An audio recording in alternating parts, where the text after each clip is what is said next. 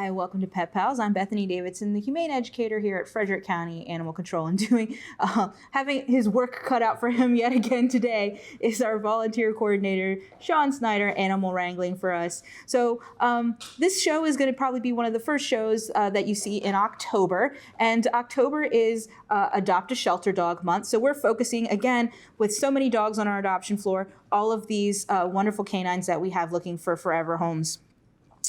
We are continuing with our promo from September and October, where the animals will be taken outside for you to meet them, all of our dogs, instead of going into the stressful dog kennel. So you can really see them, for who they are and not for how they feel when they're nervous and things like that in that stressful environment. The first guest that we have for you today is Harley, and Harley's about 2 years old, and she is a dog with quite a bit of personality. She can be a good mix of energetic and a cuddle bug. If you get down on her level, she will try to get on your lap and likes to cuddle a little bit, but she definitely loves to express all of those zoomies and play with the toys.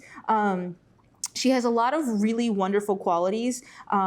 She seems to, from experience information we have with former owners, she's pretty good about, house training and things like that. Might need a refresher in a new home, but definitely not something that you're going to be starting from scratch. She's very friendly.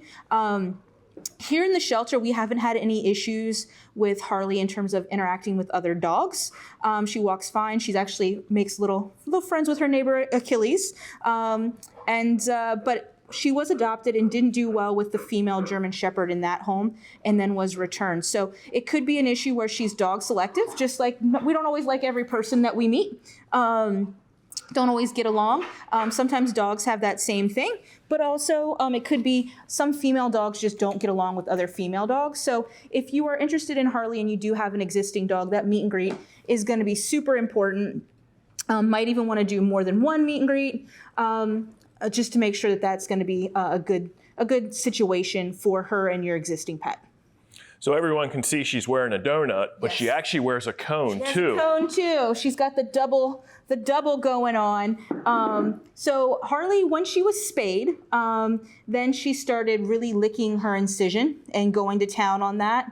And then she just kind of continued doing that, even in a home environment. So it could have been a stress reaction. It could have been that it was itchy. Right now we're thinking that maybe it might be some sort of allergy.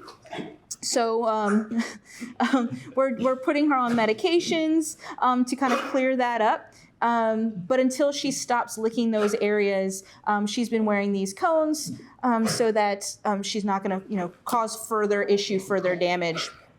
Hopefully that's something that will be resolved relatively quickly. She's been a little bit more rambunctious here today because of the cone. It's harder for her to run around and play in her kennel, harder for her to have time in the play yard, things like that. So hopefully we will get all that cleared up soon and new adopters won't have to worry about that. But if you do notice that she's licking at a certain area or anything like that, you might want to have a cone handy if you're going to make Harley part of your family, just in case. If you want to make an appointment to visit with Harley, you're going to need to go to visit fcac.as.me to book that visitation. Our next dog is equally energetic. This is Blue. She is our healer mix. We say healer sometimes Australian cattle dog mix. Different people have different preferences. It's basically the same breed of dog, depending on, where you are and what people refer to them as. She's got this beautiful blue merle coat. That's what, this particular pattern is in dogs. And she's about a year old. So definitely still has a lot of that, adolescent kind of puppy energy level. But tons of wonderful things about Blue. She's super affectionate. When she first got here, the officers were keeping her in their office, and she would just kind of cuddle with them and sit quietly and hang out, and they all adore her. And definitely a dog who loves affection, but very eager to learn. I taught her to sit in like 20 minutes.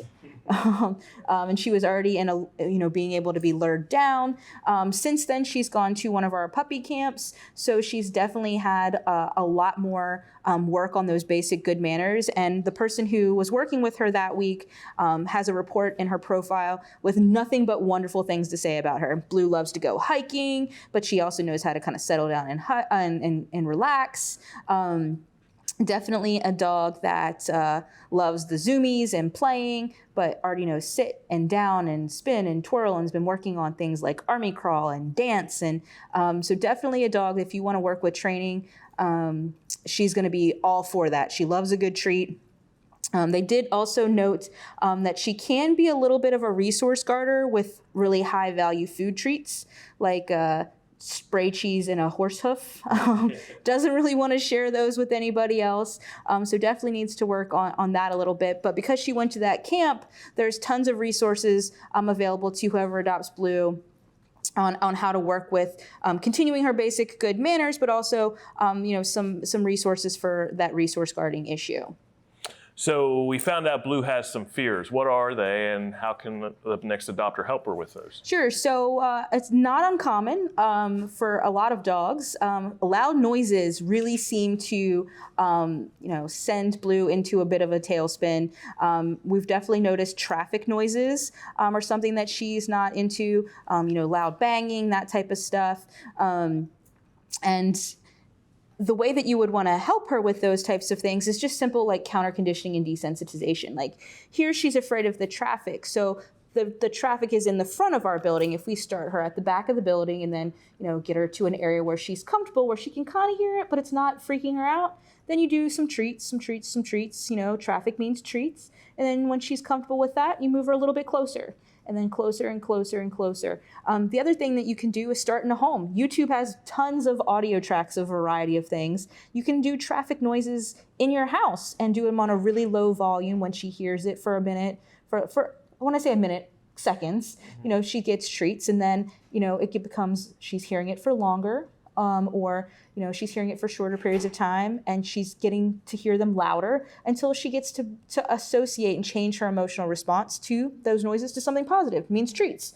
Or she just desensitizes to them and gets used to them. So there's tons of stuff that you can do for situations like that. It does take a little bit of time, but again, Blue is a very quick learner.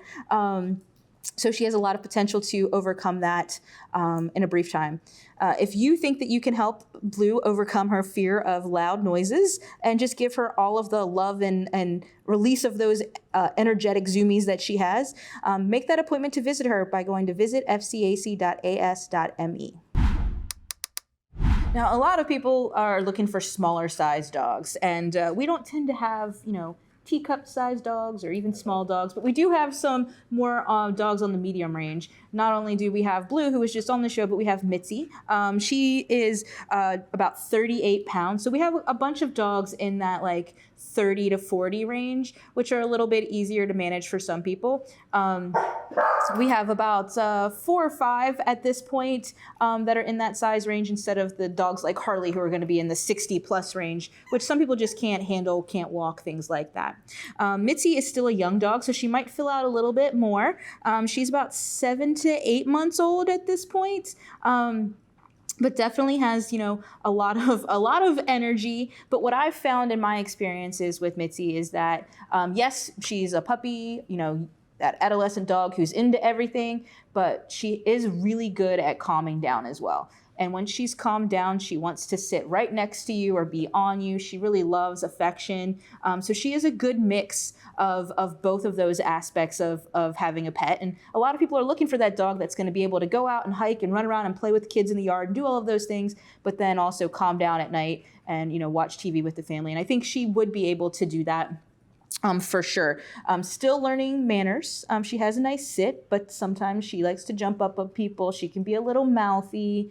So definitely working on those things. And, any young dog, you're going to have to work on those things with. So that's just to be expected. But she is very treat motivated. She loves a good treat. So hopefully that will be relatively easy to kind of get her in that training mindset and work on those things. And it's something that everybody in the family can do. It's not something that's just for adults. Kids can definitely help with that, and it can help them bond with their animal as well. But she's just a really fun little dog, and definitely will be a great addition to any family. Fortunately, no one's really looked at her yet, which is surprising, given her super cute looks and her great size. So like our previous guest on the show, Mitzi has some fears too. What are her fears? So Mitzi tends to be afraid of the big dogs. When she walks by the dogs that are more her size, a little smaller, things like that, not really a big issue. According to our information, she reacts pretty favorably to them. But once, you see the big dogs, then the hackles come up and she's trying to walk by them really, really quickly because she doesn't really like them. So just being mindful of that if you have an existing dog in your home, depending on their size and how loud they might be, that might be off-putting for her. Keeping that in mind if you're out in environments with other dogs, you're walking her by, if you see somebody walking by with two, 100-pound dogs, then maybe you cross the street when you're walking your dog who's a bit afraid of that. But counter conditioning and desensitization can work for that as well. We don't know what her experiences have been. A lot of that stuff is maybe they've had a bad experience in the past and we need to help them overcome that. But again, I do think Mitzi has a lot of potential and she's just so cute. I love her little spots on her ears and things like that. And she's just waiting for that perfect family to come along for her. If you think that you're that family for Mitzi, go online, go to visit fcac.as.me to book your appointment to visit with Mitzi. If you like big, tall, lanky dogs, then maybe a Bob Barker is for you. Named obviously after the late Bob Barker. It's important to remember the importance of spaying and neutering your pets. And if you adopt from us, all of our cats, dogs, and rabbits are spayed or neutered before leaving to go to their forever homes. Bob was actually fairly recently neutered in the last 2 weeks or so, finishing up his recovery process. Also important to note, he's a bit of a drooler, a little bit of a slobbery guy. He wears it proudly. He's okay with it. He is a really fun dog. He knows sit, he knows down. When I first met him, I went into his kennel and he was just kind of like he kind of looked like a sad guy and didn't really do anything. Just kind of standing there, give me sad faces for his pictures. And then I came back a little bit later and he was like, I'm a whole new dog. Yeah. I feel comfortable. I'm happy to be here. He's definitely a playful dog. He can be a little loud. His bark he can have a little bit of that Great Dane bark. We have put him down as a Great Dane mix. He's about 3 to 4 years old. He does know sit, he knows paw, and he listens pretty well. Sometimes when I'm in the kennel up, somewhere around him taking pictures of other dogs, he gets like, why are you over there? And he's like barking and jumping up and I'm like, Bob, off. He gets off and then I tell him to sit and he goes and sits. And then I toss him a treat over and he's happy. So he is a pretty good listener. He's very treat motivated and definitely a big playful guy. He's super fun. Not many people have looked at him either, which is really surprising because he has a cool look to him and he's a little bit different. He's not your standard terrier mix. And a lot of people really like the larger breeds. So there's a surefire way to see Bob's playful side. What's that? Correct. And when I was first meeting Bob, I was like, he's just like, I'm just going to hang out. I'm just going to, I thought he was a super old dude because he just kind of stood there. And then I play bowed to him. And I don't know that people realize, dogs, when they play bow to each other, they're soliciting play. And humans can do that to dogs as well. And when I play bowed to him a little bit, he went crazy. He was so excited. Then he started play bowing back to me. He was jumping around. He was playing. And it was a whole different side to him. A lot of dogs communicate, cats communicate with their body language. And we can mimic some of those things back to them to encourage them to play or to make them feel safe when they feel uncomfortable. So the more you learn about, animal body language, it's a better way for you to communicate with your pet. But if you're like, Bob, I need to get some zoomies out of you before we leave, before we go somewhere, giving him a little play bow gets him all riled up and ready to go. And it's definitely a fun side to see to him because he looks like a puppy when he does it. He's so excited. So if you are ready to see Bob's fully playful side, then definitely book that appointment to meet him by going to visit fcac.as.me. Our next dog is Spotify, and we've been doing something different in the month of September and continuing to October where people don't go in the kennels to look at the dogs. And Spotify is the perfect example of why we're giving something new a chance, right? Spotify does not show well in his kennel. When you walk by his kennel, he looks like a dog that's terrified of everything in life. And when you get him out, he's a totally different dog. His body language is so loose. In his kennel, he's so tense. He's kind of doing that whale eye. He's very insecure in that environment. And it's weird because even if you just go inside the kennel with him, he totally changes. It's just that little bit of a barrier where he's stuck in there and you're on the outside. But when he comes out, he's done well meeting strangers. You can see he loves a good butt scratch. This guy has never turned down a treat. Even if he doesn't want to take it from you, you drop it on the floor, he's going to eat it. He loves a good snack. He's just, a true hound dog. He will follow his nose anywhere. Sometimes he follows it into the trash. When he was getting processed, he was enjoying all the things that he could find in the trash can. So if you're going to make Spotify part of your family, covered trash can that you keep under the cabinet might be a good idea.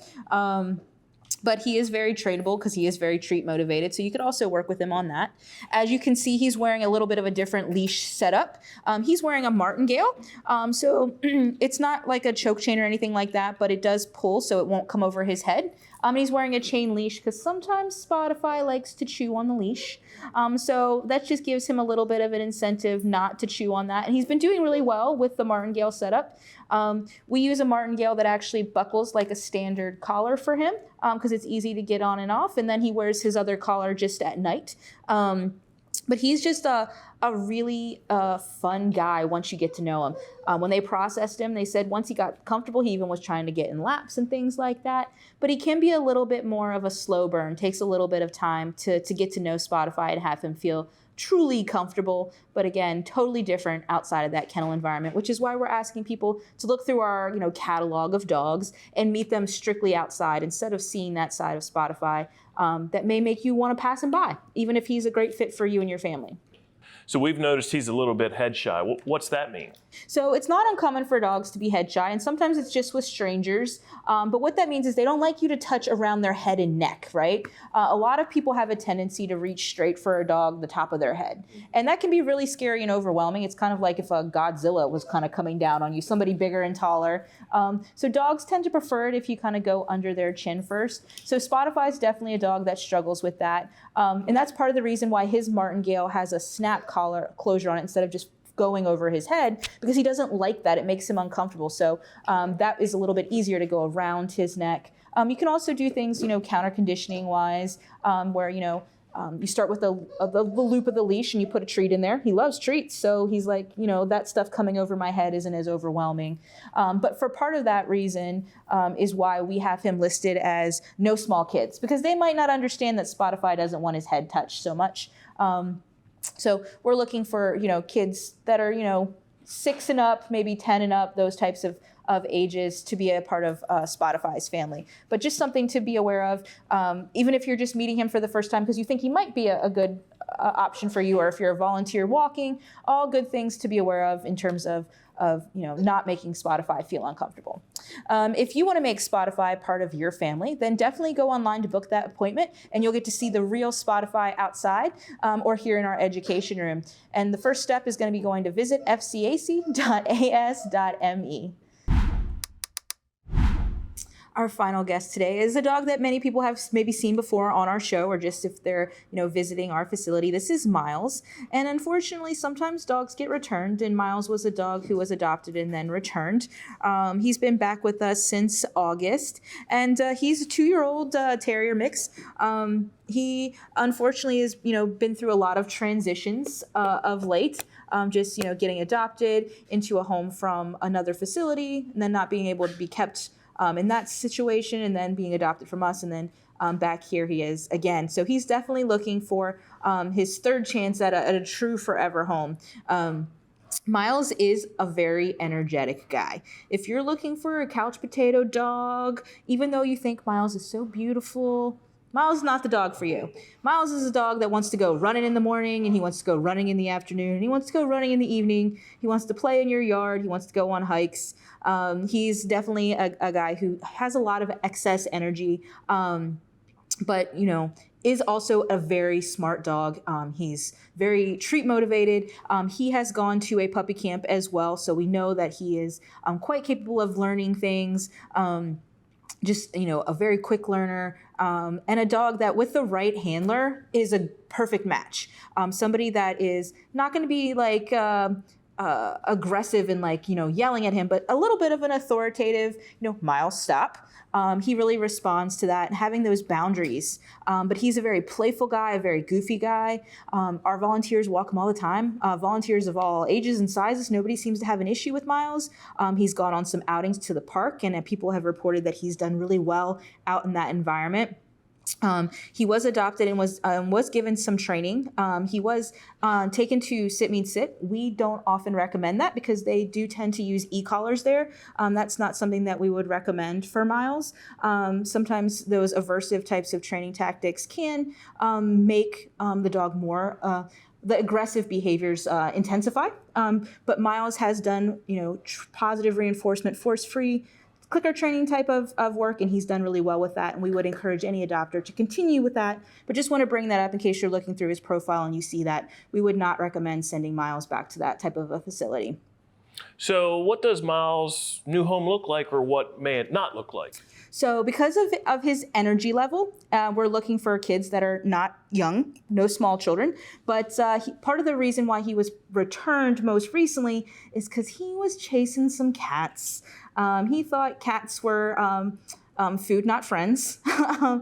So we're definitely looking for a home that does not have cats or small animals or things like that. He may even be prone to chasing some chickens, who knows? So just taking that in mind, but we're definitely not looking to send him to a home that has, free roaming rabbits or cats or anything like that in the household. But other than those things, like Miles is a wonderful pet. But again, if you're looking for a dog that's going to be active with you, if you're looking for a dog to kind of lounge around with you, he might not be the best fit. If you think that Miles is exactly the dog that you're looking for, you want somebody to help you, run every day and do all of those fun things, go on hikes, then go to visit fcac.as.me to make that visitation appointment with Miles. Again, we are having people come in and look through our catalogs first. We want to make sure everybody's aware of that, and then you will meet all of our adoptable dogs outside. So if you haven't seen anything on the show today that you're interested in, go to our Facebook page and you can see that full catalog of available dogs there.